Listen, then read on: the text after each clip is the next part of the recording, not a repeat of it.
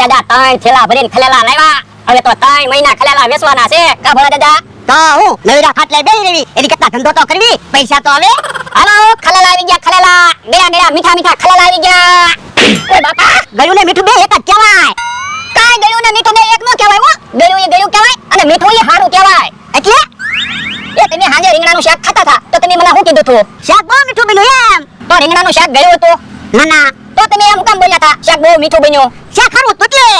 તો હારું હોય ને એને મીઠું કહેવાય અને ગળ્યું હોય એને ગળ્યું કહેવાય. આ એ હાસુ. તો તમે મને ખોટે ખોટે એક ભાલ મારી એટલે હવે 2 ખલેલા ખાવા આપવા પડશે. ના રે ના, ખલેલા નહીં ખાતો, ખલેલા બધા વેચવાના છે. એ હારું. એ બોલદા ઓયડીમાં હું કકડાવે? ભીંડરું આવ્યું કે હું જોઈ આવો તો? એ હારું. ઓય બાપા, ખલેલા ખાવા કા? એ તો મને 500 ખલેલા વેચાતા આપી જો. લાય પૈસા. પૈસા પગાર આવે ત્યારે આપી દઈશ. ના રે ના, એમ બાકીમાં હું નહીં આપું. પણ મારે પગાર આવે એટલે હું પૈસા આપી દઈશ. તારે પગાર ન આવ્યો તો મને પગાર કોણ આપે? હું. તો તમે પગાર તો આપો જ તે ને. એનું હું નક્કી, હું પગાર ન આપું. આ એ હાસુ 5 રૂપિયાના ખલેલા ન ખાવા દે એ કદાચ પગાર ન આપે. ઓય બાપા, સાનો મનો ખલેલા વેચવા માંડને. એ હારું. હાલો ખલેલા આવી ગયા, ખલેલા ગળા ગળા મીઠા મીઠા ખલેલા આવી ગયા. ઓરડા ખલેલું પડી ગયું, લઈ લ્યો તો. એ હારું. આમ બહુ ખલેલા નો પાકતો, નકર સસ્તામાં વેચવા પડશે. હે કેમ એમ બોલ્યો? ઓય બાપા, ખલેલા ખાકા? ના પાડી તો ખલેલા ખાય. પણ હું તો જોતો તો ખલેલા મીઠા છે કે ગળ્યા છે. હવે ખલેલું નો ખાતો. યા બોલો, ખલેલા સાવી તોય ખબર પડી જાય અને ખલેલું ગળવું તો કેમ? હું તો શું કહું ભલા દાદા, ખલેલા વેચવા નતા લાવવાના, ગુલાબજાંબુ વેચવા લાવવાના હતા. કેમ? એ ગુલાબજાંબુ જલ્દી ખવાય તો જાય. તો બધા ગુલાબ જાંબુ ગળી જા. એ હારું તો ખલેલા વેચવી. એ આમ બકુડો આવે છે. એ એટલા બધા ખલેલા ખાવા લાવ્યા? ખાવા નથી લેવા, વેચવા લેવા. ઈ તો તમે વેચવા લાવ્યા, અમારા માટે તો ખાવા જ લાવ્યા ને. આ લાય પૈસા અને ખા. શું છે ખલેલાનો ભાવ? 100 રૂપિયાના કિલો. 500 ખલેલા આપી જો, જીરું વેચાય ને એટલે પૈસા આપી દઈશ. પણ તમારે ક્યાં જમીન છે કે જીરું વાવ્યું હોય? એમાં એવું છે, થોડાક દિવસમાં હું જમીન રાખવાનો છું અને જીરું વાવવાનો છું. જીરુંનો શું ભાવ છે? 1 કિલોના 400-500 રૂપિયા છે. મણના કેટલા થાય? 8-10 હજાર. 100-150 મણ જીરું છું હોય તો કેટલા પૈસા આવે? તો બહુ પૈસા આવે. હું એટલા પૈસા આવવાના છે. 50 રૂપિયાના ખલેલામાં હું આપી દો. આ બાજુ યાદ તો. તારી પાસે 50 રૂપિયા ખલેલા લેવા નથી તો જમીન તો તું કેમ લે? એમ નામ ખલેલા ખવડાવો. એ ખલેલા નહીં મળે, આ તો ખા. ભોળા દાદા મને ખલેલા નથી ખાવા દેતા તો તમને થોડા ખલેલા ખવડાવે કા ભોળા દાદા? તો હું. હે આ શું કરો? ખારસીન ખાવ. પણ આમ તો કેમ ખારસીન ખાવ? ઉભા જો. આમ ખારસીન ખાવ. પણ આમ ખારસીન ખાવ તો શું વાંધો? તો ખારસીન ઘડીકમાં ખૂટી જાય. ઈ હાસુ. તો લ્યો તમારે ખારસીન ખાવી હોય તો ખાઓ. એ ખારસીન નથી ખાવી, મારે તો ખલેલા ખાવા છે. ક્યાં છે ખલેલા? ભોળા દાદાની એની વાડીએ વેચે. એ ભોળા દાદાની ખલેલા વેચવા લેવા. હા, મને 50 રૂપિયા આપો, મારે ખલેલા ખાવા છે.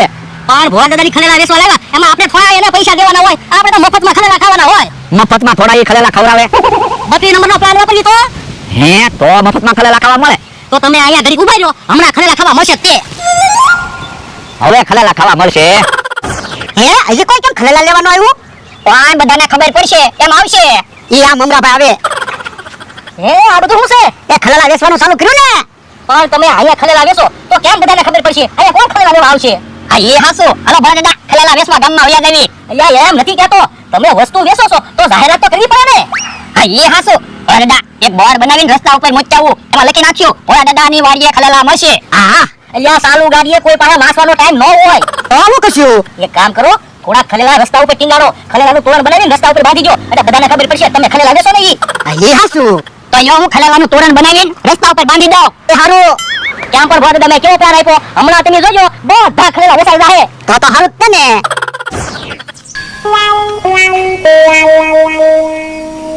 લ્યો રસ્તામાં ખલેલા બાંધી દીધા. હવે જે અહીંયાથી નીકળશે ને એ બધાને ખબર પડી જાહે કે અમારી વાડીએ ખલેલા મળે છે. એ ભોળા દાદા સૂટા ખલેલા શું ભાવે વેચો? 50 ના કિલો. અને આ ખલેલા ઈ 100 રૂપિયાના કિલો. વેપારી બની ગયા હો ભોળા દાદા, તમે તો વેપારી બની ગયા. તા એમ છે. ભોળા દાદા રસ્તામાં ખલેલા બાંધી દીધા, હવે બધાને ખબર પડી જશે. તો વાંધો નહીં. હાલો ભોળા દાદા હું જાઉં, તમે તો ધંધો કરો, હું કા ધંધો કરું ને. એ હારું. યો બોલો મમરાભાઈએ ખલેલા આજ ન લીધા પણ આપણને ફાયદો કરાવતા ગયા. કેમ? તો એને રસ્તામાં ખલેલા બાંધવાનું કીધું ને, નકર આપણને ક્યાં એવો પ્લાન ખબર હતી. હા ખલેલા એમ મીઠા છે હું. હે મમરાભાઈ આવ્યા. હાલો ને જલ્દી હાલો ને, 4-5 ખલેલા તો હું ખાઈ ગયો. કેમ પણ ખલેલા આવી ગયા ને? તો હું મને 50 રૂપિયાના બાકી ખલેલા આપ્યા હોત તો એટલા બધા ખલેલાની કોઈ રાત એમ ક્યાં કઈ વસ્તુ ઈ આપણને ખવડાવે આપણે એને છેતરવા જ પડે. તો હું હેમંતભાઈ એટલા બધા ખલેલા આપણથી ખૂટી જશે. એટલા ખવાય એટલા ખાવી બીજા ખલેલા આપણે કોકને વેચી દેવું. હા ઈ હાસુ. ખલેલા બહુ મીઠા છે હું. હે ભલા દાદા હવે એક બે ખલેલા ખાવ. ના રે ના એટલે બોણી નથી થાય. તો કોક ખલેલા લેવા આવે પછી તો ખાવા દેશો ને. હવે હાથ પાડને એ હારું હાલો ખલેલા આવી ગયા ખલેલા ગેડા ગેડા મીઠા મીઠા ખલેલા આવી ગયા. હેતી કામ ફૂલ આવ્યો ખલેલા તો અમી હોયા જામડા વેચવી ખલેલા જ વેચવી અમારી પાસેથી ખલેલા લેવાય ને. હું ગમે નથી ખલેલા લઉં મારી મરજી. હે ભલા દાદા આપણે રસ્તામાં ખલેલા બાંધેલા હતા ઈ ટીકમ લઈને વી ગયો હોય ને. તો જોયે તો એ હારું અહીંયા તો ખલેલા નથી ખાલી દોરી જ છે. ખલેલા હોય તો હારું.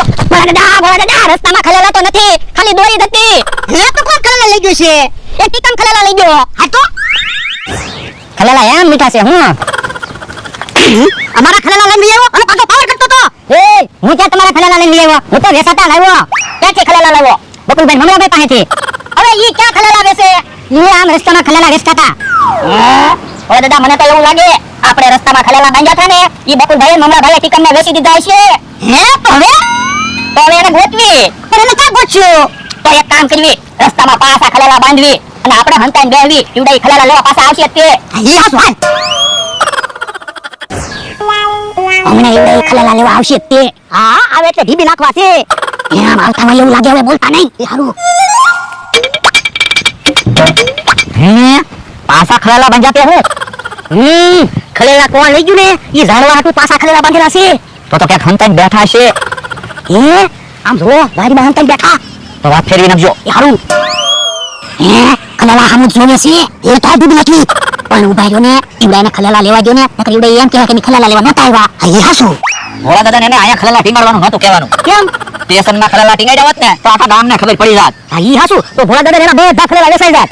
હે ભોળા દાદા ઈવડાઈ તો આપણું હારું બોલે પણ કઈ ખાંભળ ને અમને ખબર પડી જાય. એ હારું હું શું કહું મમરાભાઈ આપણે ગામમાં તો જાવી જ છીએ. હા તો હાલો ને સ્ટેશનમાં ખલેલા ટીંગાડી દેવી એટલે ગામમાં બધાને ખબર તો પડી જાય. આજ હાન હુંજીમાં ભોળા દાદાના બધા ખલેલા વેચી નાખવા છે. હા ઈ હાસુ પણ આમ જો આપણે ભોળા દાદાનું હારું વિશે ને ઈ વાતની એને ખબર ન પડી જોવે.